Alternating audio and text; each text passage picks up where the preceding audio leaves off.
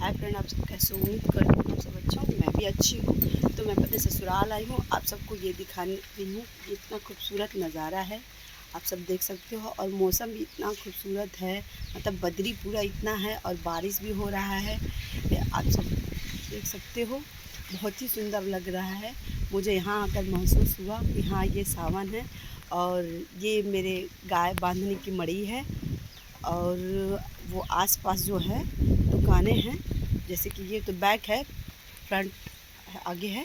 आप सब देख सकते हो, ये जो खेतें हैं इसमें धान लगे हुए हैं, पूरे हरे-हरे दिख रहे हैं, जिससे कितना खूबसूरत लग रहा है देखने में। मुझे तो बहुत ही अच्छा लग रहा है। मुझे यहाँ पता चला कि हाँ, ये मतलब सावन यहाँ दिख रहा है, बारिश भी।